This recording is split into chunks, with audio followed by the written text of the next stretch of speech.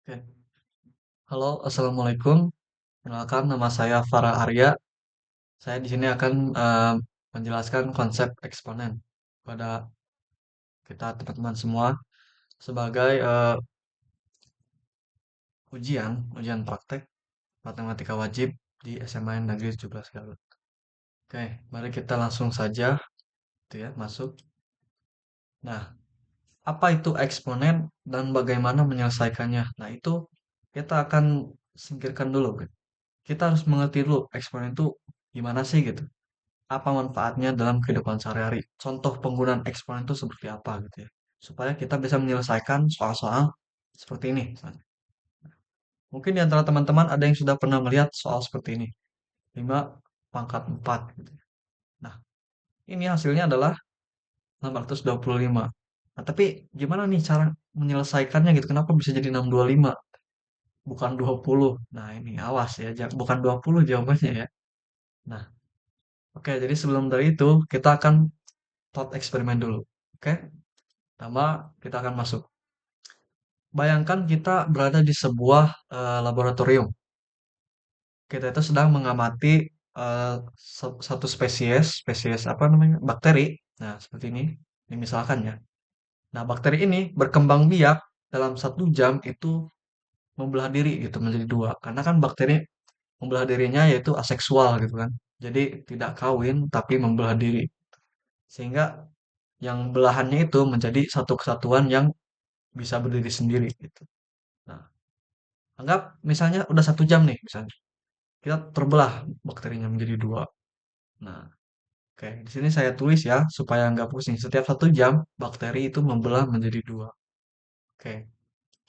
Nah, gimana kalau misalnya ini kan jam ke 1 nih. Kalau misalnya kita ingin tahu kalau jam kedua itu bakterinya jadi ada berapa?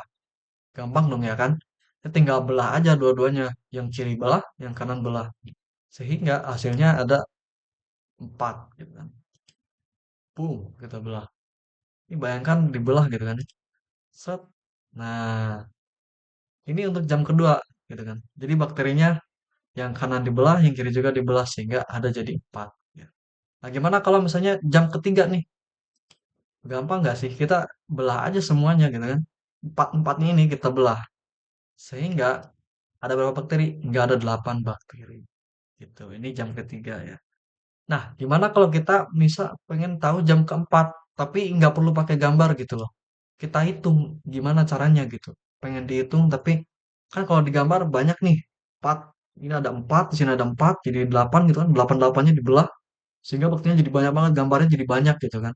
Nah, ini jadi sangat memenuhi layar dan tidak akan efisien gitu. Nah, gimana caranya kita menghitung kayak angka gitu loh. Nah, oke. Kita tulis dulu apa yang kita tahu gitu ya.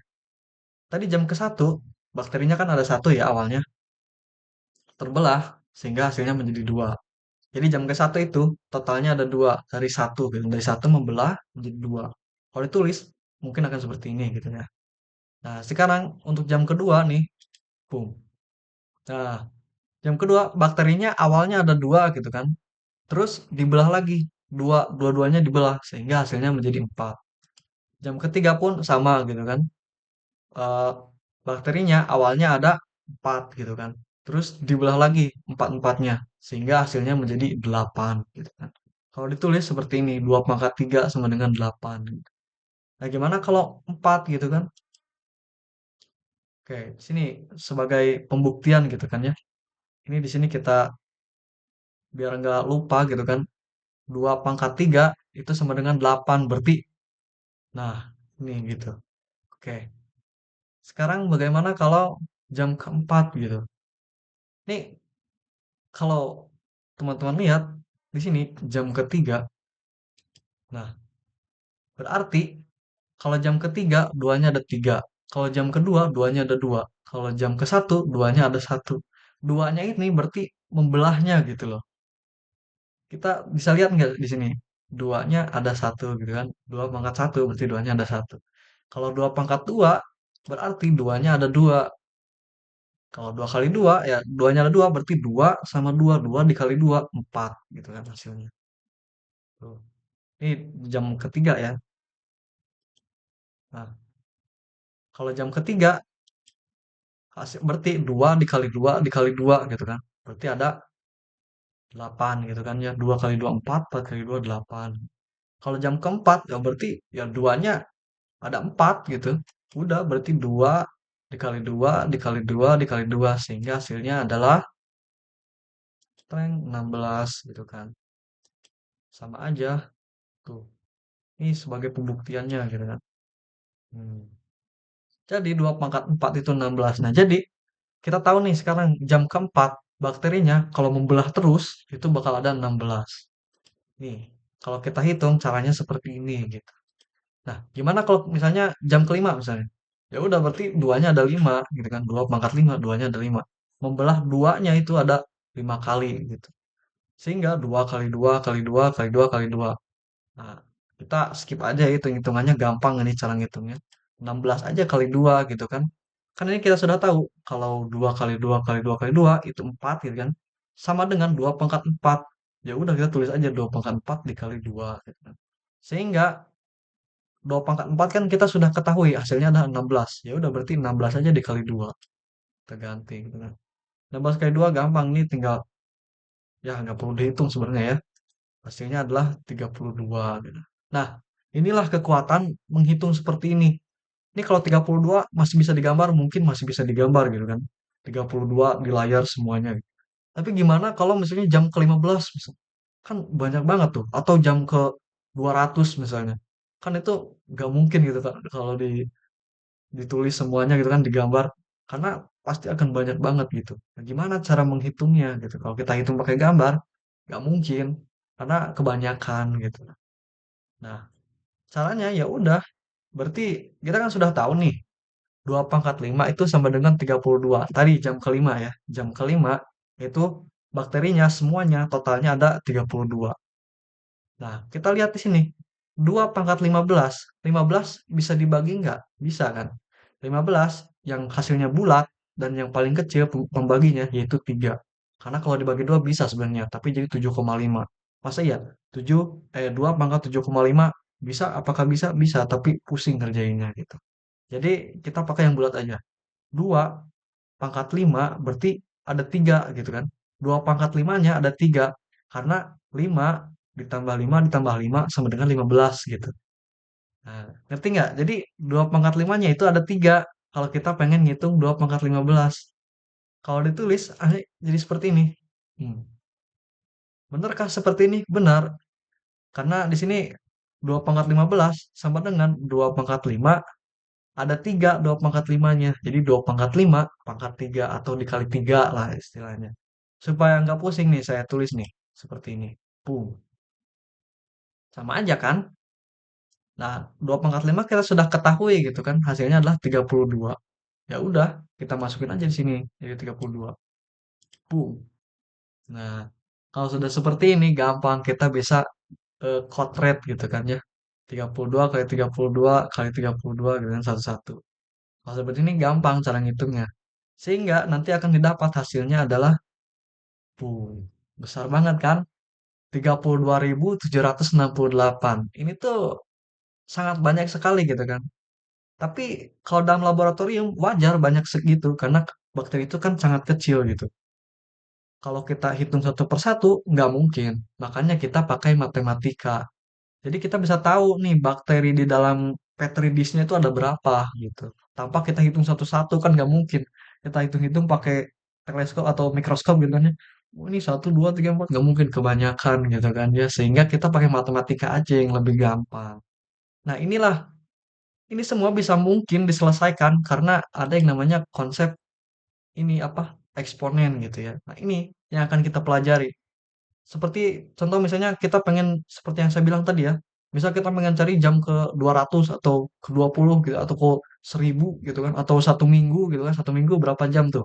Kan besar ya. Nah, itu bisa kita pakai cara yang tadi gitu. Pakai cara memanfaatkan prinsip eksponen gitu. Tanpa kita harus hitung satu-satu. Karena ya masa iya mau dihitung satu-satu. Kalau saya sih nggak mau ya. Mending pakai matematika aja gitu. Nah, maka dari itu kita akan masuk ke dalam materi eksponen gitu ya. Kita sudah tahu ya materi eksponen ini punya manfaat nyata gitu ya. Contohnya ya tadi menghitung bakteri gitu ya. Ini menghitung bakteri ini bisa untuk dalam obat-obatan juga bisa gitu kan ya. Nah, oke, jadi kita langsung masuk ke pengertian eksponen. Eksponen itu adalah cara ringkas untuk menuliskan perkalian berulang. Nah, kalau secara umum ekspresinya tuh begini nih. Misal kita misalkan ya, A pangkat N. A ini bisa apa aja? Bisa mau 5, misalnya mau 10, misalnya dipangkatkan N, 3 misalnya. Berarti 10-nya ada 3. Kan karena A dikalikan dirinya sendiri. Misal A-nya 10, berarti 10-nya, misalnya N-nya 3, berarti 10 dikali 10 dikali 10 gitu kan, 3 kali. Sehingga hasilnya adalah 1000. Nah, begitu. Ini A-nya sama N itu hanya permisalan gitu kan ya. Nah, manfaat eksponen ya kita semua sudah tahu ya.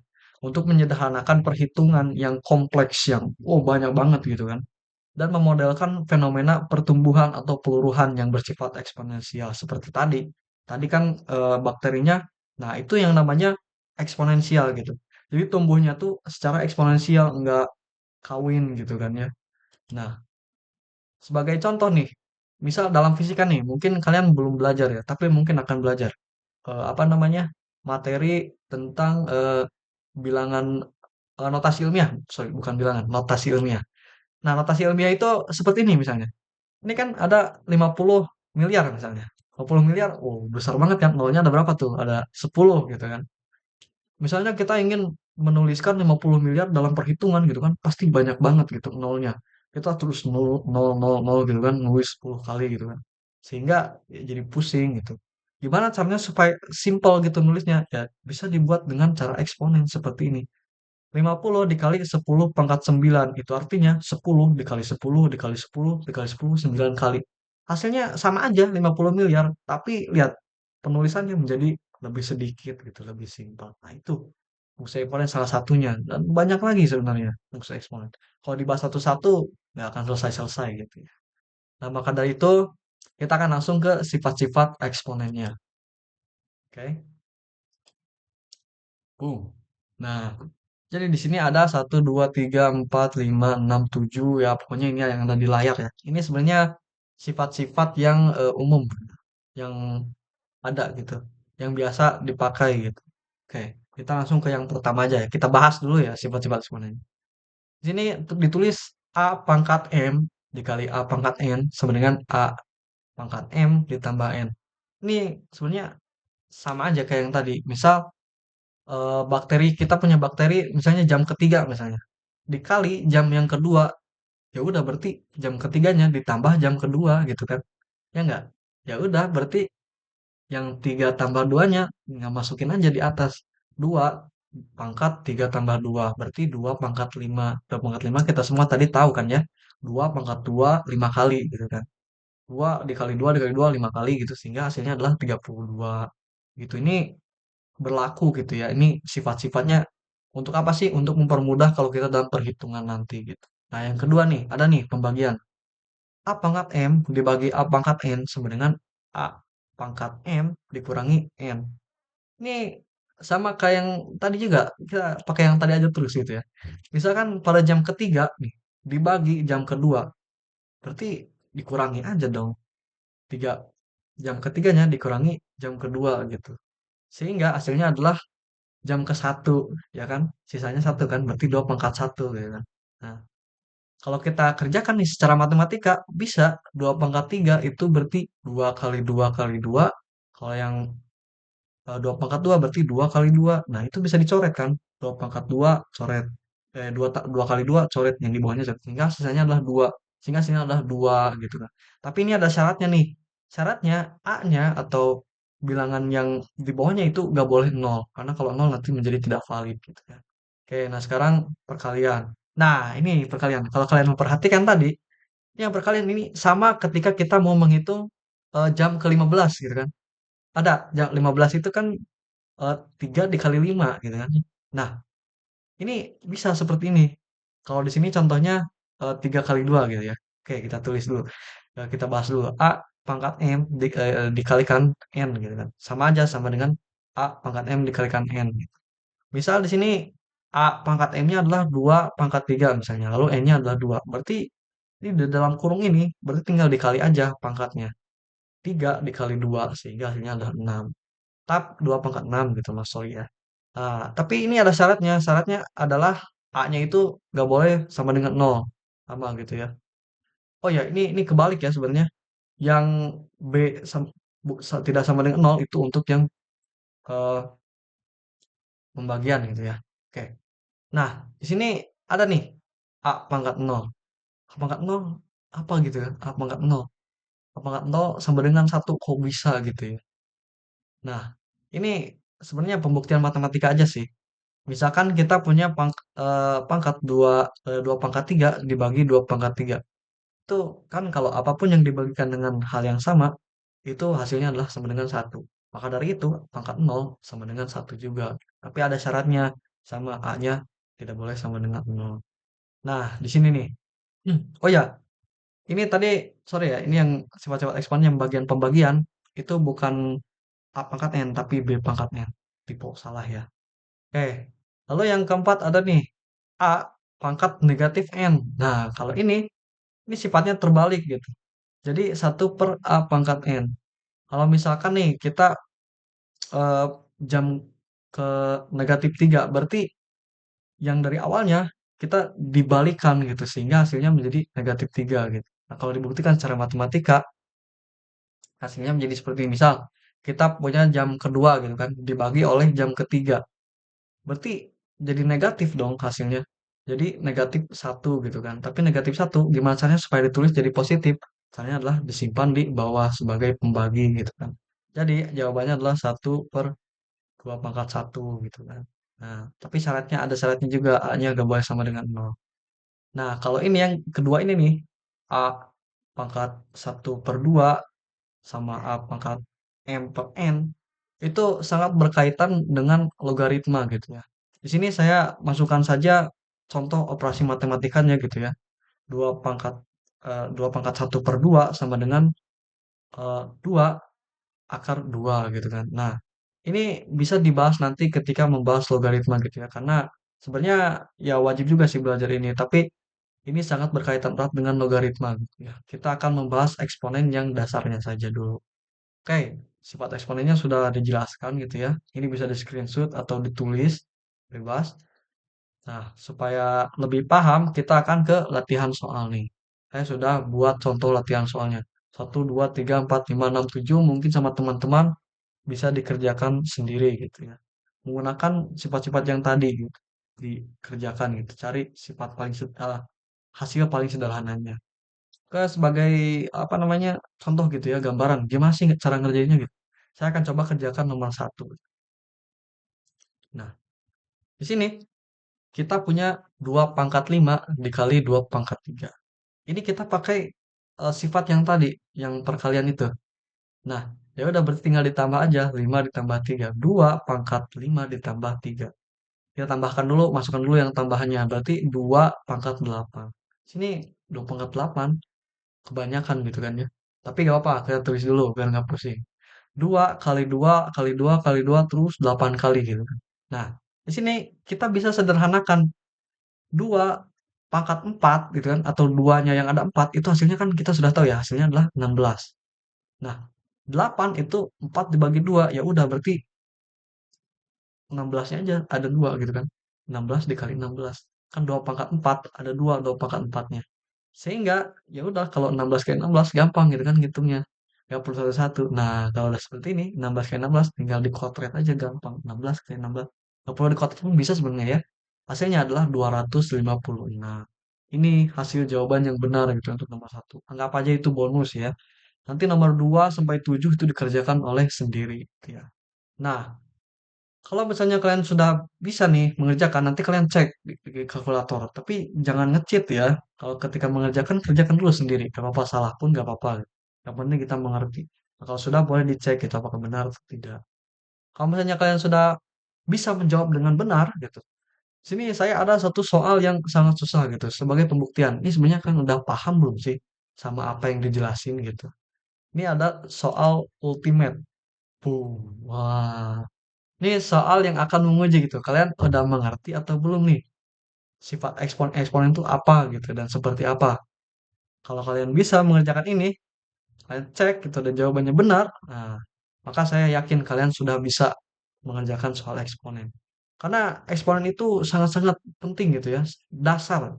Kalian kelas 11, kelas 12 itu nanti akan belajar bakal ada terus eksponen. Dan bakal menjadi lebih rumit lagi nanti ada limit gitu kan, ada integral gitu kan, ada turunan gitu. Itu semua akan sangat berkaitan erat dengan eksponen gitu. Jadi kalau kalian belum paham eksponen sekarang itu akan menyesal nantinya. Maka dari itu, ketika belajar eksponen kita harus benar-benar paham gitu. Eksponen itu gimana sih cara kerjanya? Bukan cara ngerjainnya, gimana mengikuti rumus bukan, tapi eksponen itu gimana gitu cara kerjanya. Kalau udah paham, saya yakin pasti kalian akan bisa gitu ke jenjang-jenjang selanjutnya. Oke, sekian dari saya gitu ya. Mohon maaf apabila ada kesalahan, terutama tadi ya yang B, karena sini saya belajar juga gitu ya sebagai ujian praktek matematika gitu ya. Para Arya kelas 12 IPA. Oke, di sini saya sudah menjelaskan eksponen ya, semoga bermanfaat gitu ya untuk teman-teman semua dalam sekolah atau belajar gitu ya supaya bisa lebih paham mengenai eksponen. Oke, sekian dari saya. Terima kasih. Wassalamualaikum warahmatullahi wabarakatuh.